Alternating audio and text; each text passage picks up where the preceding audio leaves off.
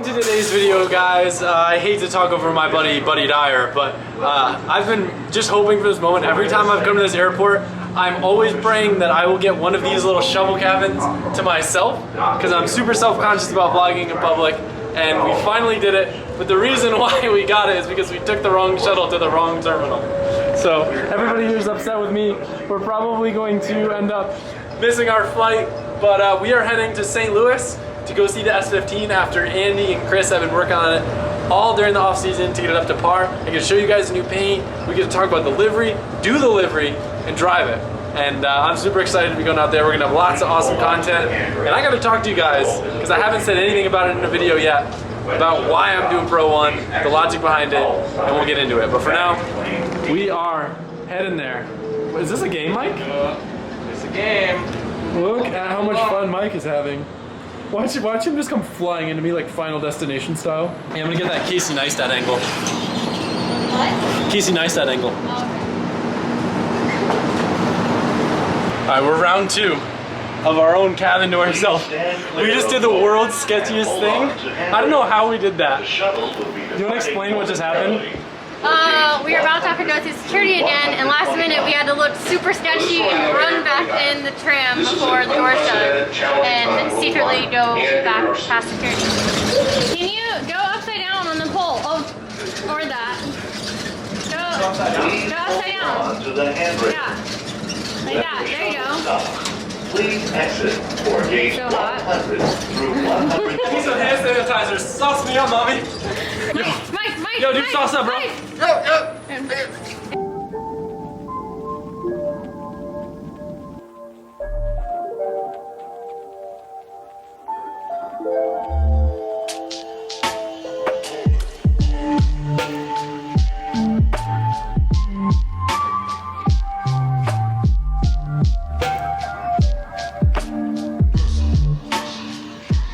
No, Mike. No more Nerfs. We're here for bigger purposes than Nerf guns, Mike. Just plotting which car she's gonna catch on fire next. Wow. I got so excited. I haven't seen Yu-Gi-Oh cards in so long.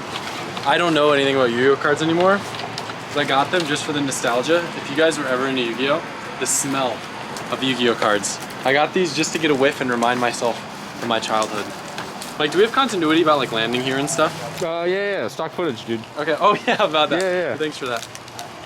Dude. Do you miss it? Yeah. Were you into Yu-Gi-Oh? Yeah, a little bit. Yeah, is that blue eyes right there? I remember when I was a kid, like, Aren't you an adult? I was like like all I ever wanted was Yu-Gi-Oh cards, and like they were too expensive. So now that I can just carelessly buy Yu-Gi-Oh cards to sniff them. It's a thing. I'm now going to change your name in my phone from Officer Farva to Joe Biden. It's like getting a new book. Back when I used to read. I don't think Adam heard He that. didn't hear that at all. Officer Farva? So in my phone, your name is Officer Farva. It will now be changed to Joe Biden. Okay. I don't know anything about politics, but I'm impressed.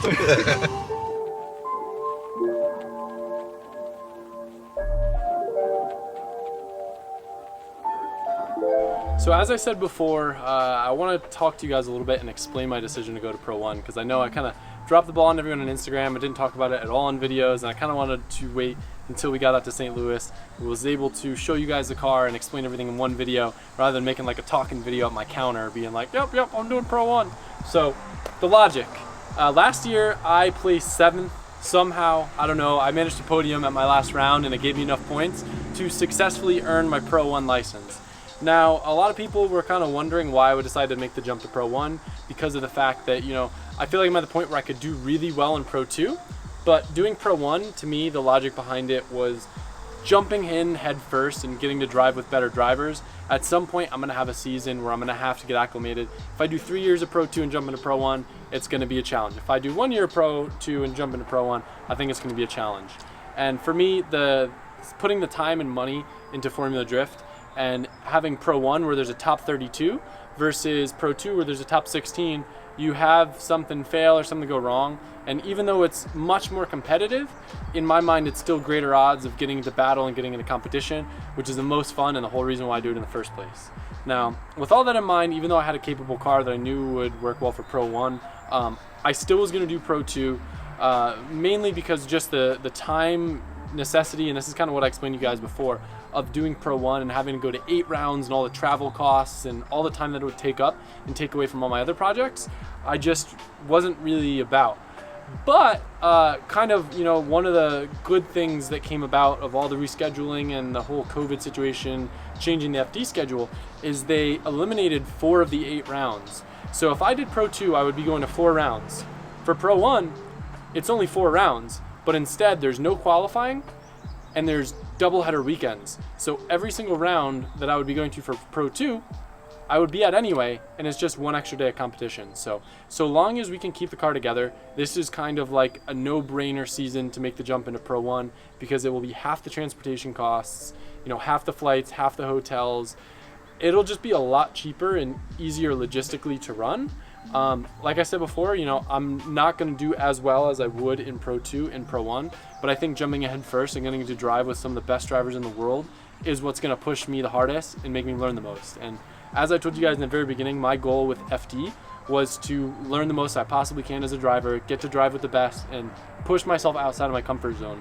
And I'm very confident in the car. Andy and Chris have been going through it pretty much the whole entire offseason, making a bunch of changes that we're going to share with you guys. I'm confident in my team, and I feel a lot better as a driver than I did last year, especially having spent more time getting used to how Achilles drive. I am going to be driving on Achilles tires again this year, and it's one of my favorite tires to drive on, but it was a very big shift compared to what I was used to running. Just different grip characteristics. It kind of made me have to like relearn how I drive. And now that I've been driving on for everything and feel like I've figured out how to set up cars to my liking with that tire, I'm feeling so confident, and I'm super excited to show you guys where the car's at. So as I told you guys, we are here in St. Louis. Andy, my crew chief, also my good friend, has been going through the car. It's got fresh paint, it's got a lot of whole new goodies, and I'm excited to show you guys what's up.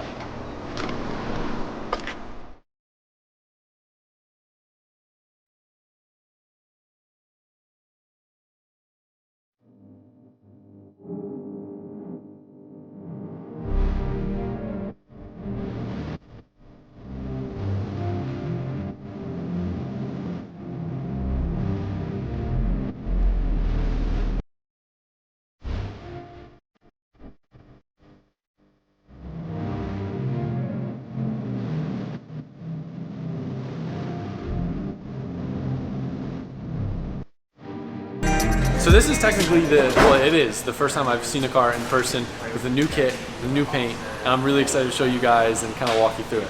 So you'll see right here, I know I posted this already on social media, but this is officially the first Yashio wide body in any car in the USA. So I'm super excited. I'm super honored and super proud.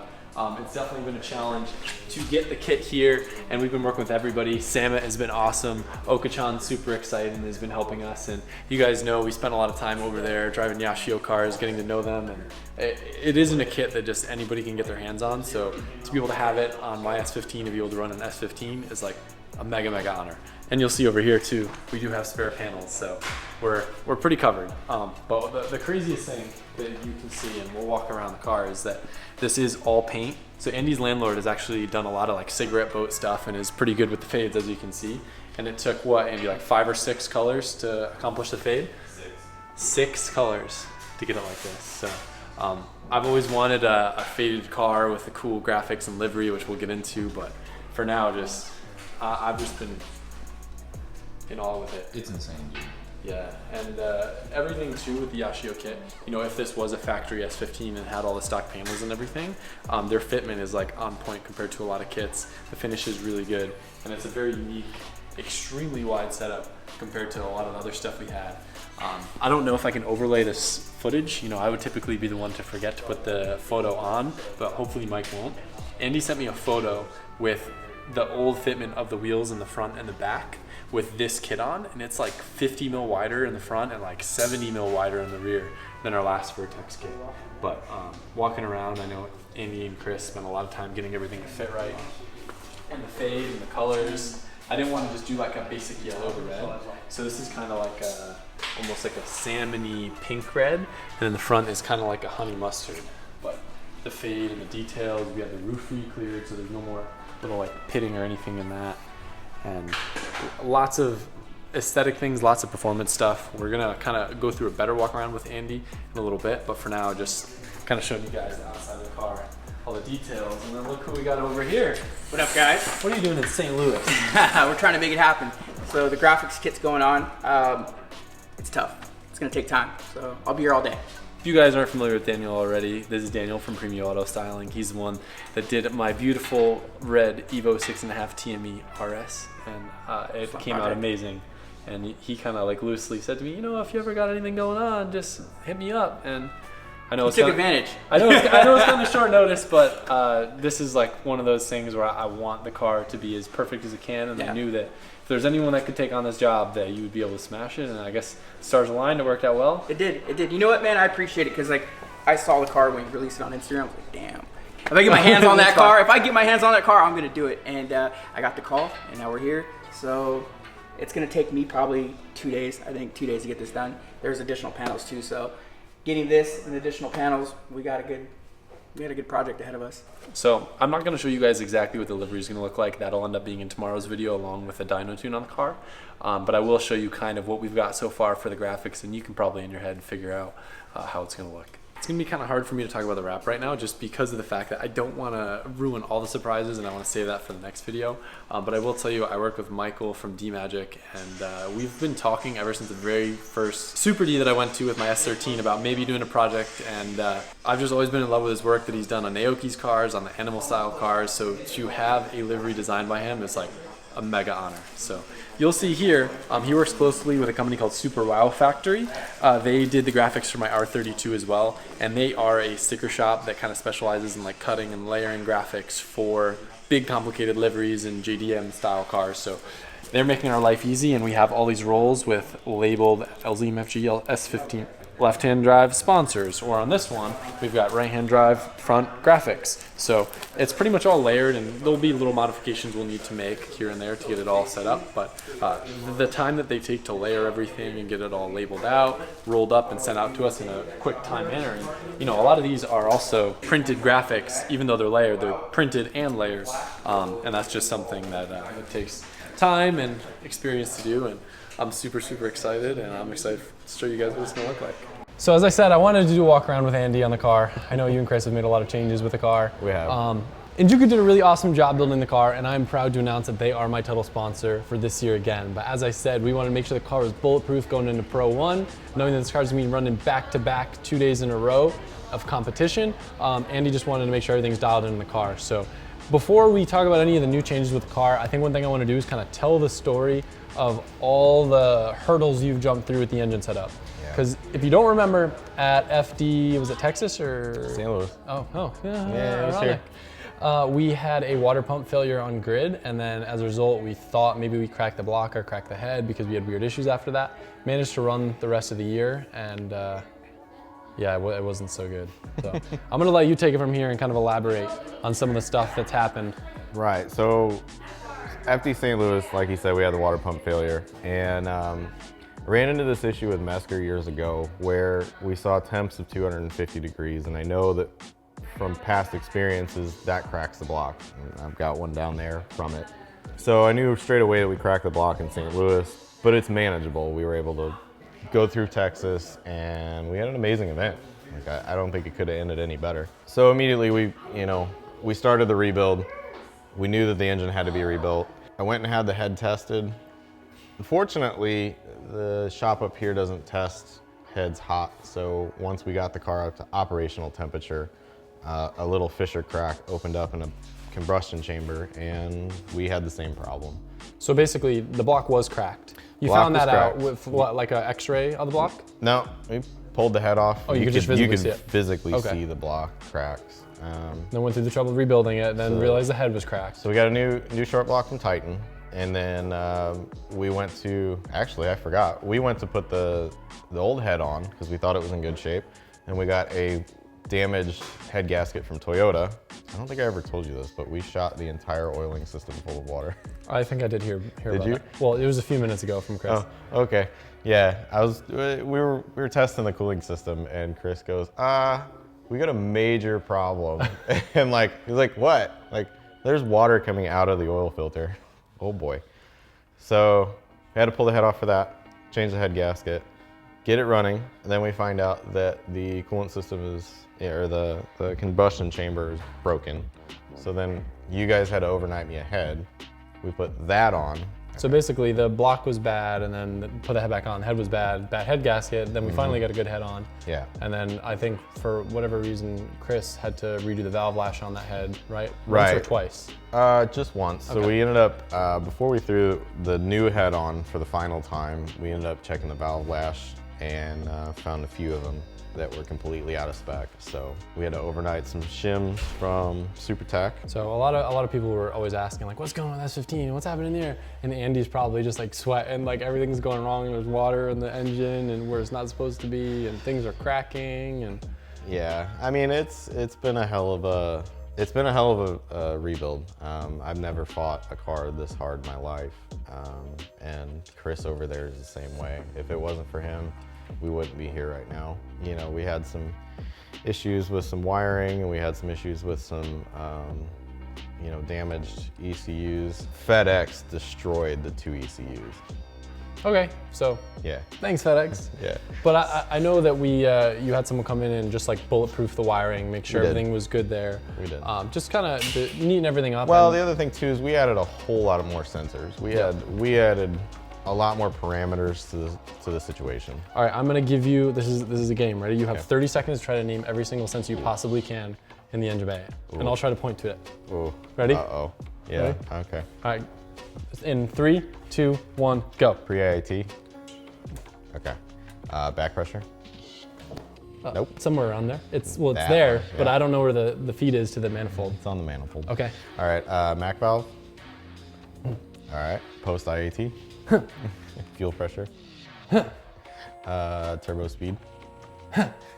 That's really cool, by the way. Garrett makes those for the turbos so you don't overspin them like I always do. Thank you, Tim. Yeah. Oh boy, EGTs. That's these things. Yeah. I don't know where the we sensor is. got, new O2s. Yeah, I think that's it. Knock sensor, yeah, oil temp, oil Yeah, pressure. all right. Dude, it's been a you just, long day. Water temp, bro. It's been a long day. Man, you It's ain't been a looking long so day. hot, bro. I You know. lost I all look the like money that you were about to win in this competition game show. All Yeah. right.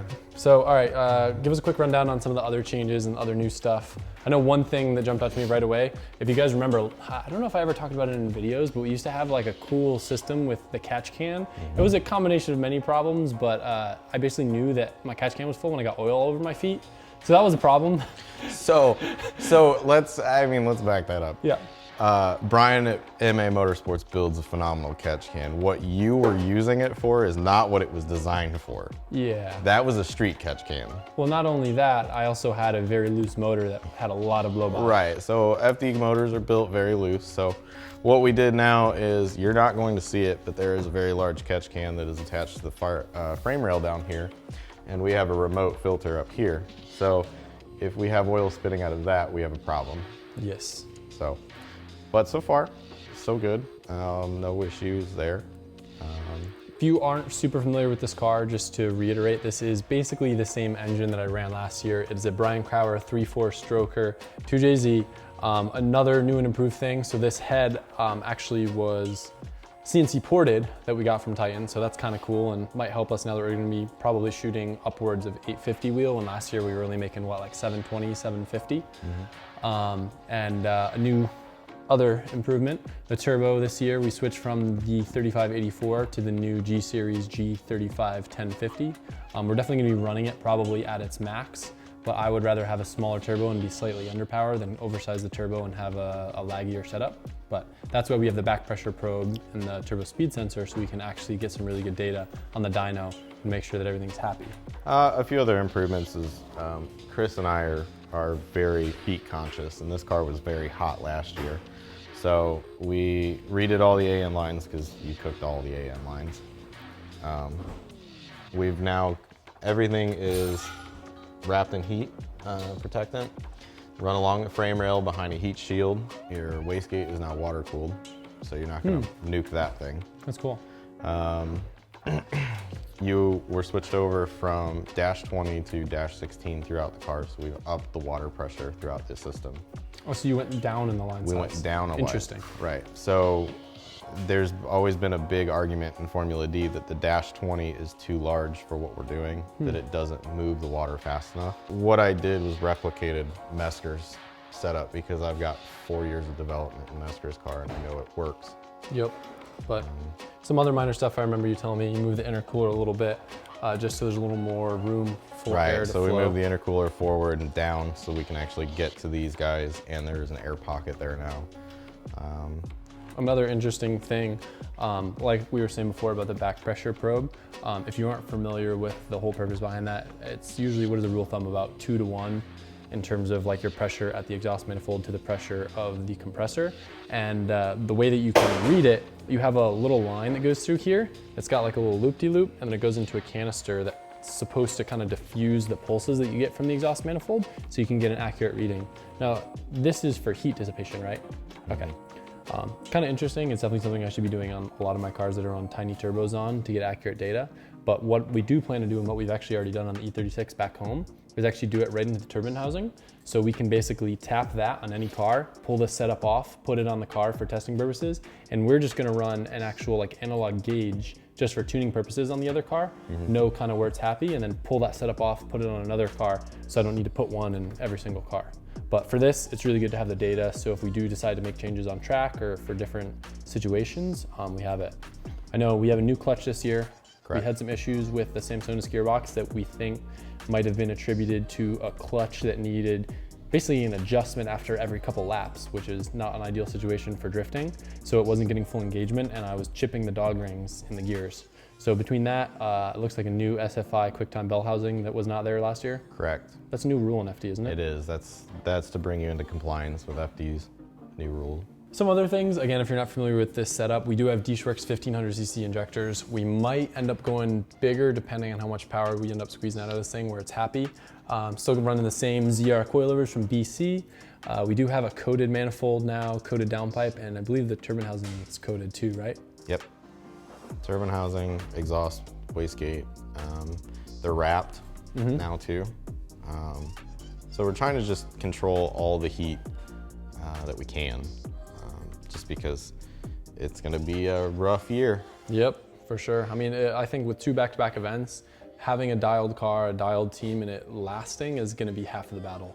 Well, most people don't understand this, but in Irwindale is not a battle of who's pushing it as far as they can, as hard as they can. Irwindale is who can keep their car together the longest. Papadakis had like a running tally of who had to use his engine hoist. Really? Yes. Wow, because people just kept blowing their motors, trying I mean, to crank them all the way up. I was with Kearney, we ended up changing the Viper's motor. I think 5 people changed motors that night. Wow. So, yeah, it's a rough one. So I kind of want to walk around to the back of the car and talk about the whole radiator setup, because another thing with this car too, if you remember, I used it at a lot of fun events the previous year, but it was a really big challenge to hot lap this car, basically anything more than 1 lap at a time, because the car would not cool down unless it was standing still. A lot of that had to do with kind of the ductwork / radiator combo. We've got a new setup and we'll show you. Another new thing that we didn't have last year, it looks similar, but this rear Lexan window and the side ones didn't used to be Lexan, those ones were glass. Okachan actually helped us source some that he uses in his cars over in Japan, so that's cool. All right, so Chris redid this radiator setup back here, and if you look at all the new ductwork, this wasn't here before. Do you want to pop it off real quick? So you'll notice there's a lot more incline in the radiator than there used to be. This is a new piece from CNR as well. What's the reason for all the incline? To get rid of the heat pocket, that everything was getting trapped, so air would come through and then just stir inside of the trunk and it wouldn't be able to evacuate any of it, and it just created a bad heat pocket. Last year in Texas, on grid, we noticed just opening up the rear trunk lid, we were getting like a 10-degree difference just by opening that and letting some of that air evacuate. So breaking it down and forcing a lot of the air to come out of the back of the car is going to significantly change the coolant temps. We also got these new badass brushless fans. Those things are a beast. I think they're working on some wiring stuff in the car, otherwise we'd crank them up. But other than that, is there anything else new? I'm missing the new battery setup. We have a normal battery now instead of the lithium battery that I liked melting when I daily drove the car to Starbucks and then had to jump it because the battery was dead, and they don't like being jumped and require very special chargers. So now we've got a standard battery, because something like that, as dumb as it is, could be the difference between having a failure and not having a battery to replace it, or not being able to jump the car in a crunch and then having a battery melt down and losing a comp. So everything's just focused on keeping stuff simple. Am I missing anything else, Andy, back here? I know you really like this Radiator from CNR. They made it direct fit, and these are both bleeders, right? Right, so these are air bleeders. This Radiator is specifically designed for drifting. This was specifically designed for Formula D. I'm pretty sure Matt Fields and a few other people worked with them to develop this one, which is nice because other than what I like to add to them, this is all you can, that's how they come. You know, usually you'd have to modify your radiators and stuff like that, but this one came pretty well set up. One other change we made that everyone thought would suit my driving style better was switching the rear end from WiseFab to PBM. It's kind of a little bit more natural feeling in what it does in terms of adjustability and the cars that I'm used to driving. So I'm excited to test on that, and I think the turbo setup is going to be a little bit different because of the fact that now we have a ported head and we have a 121 AR coming from an 83 AR. So the car is definitely going to be a little bit laggier and live a little bit more up top. I think with a 3.4, there's such a great volume of exhaust gas that the turbo's still going to spool surprisingly fast.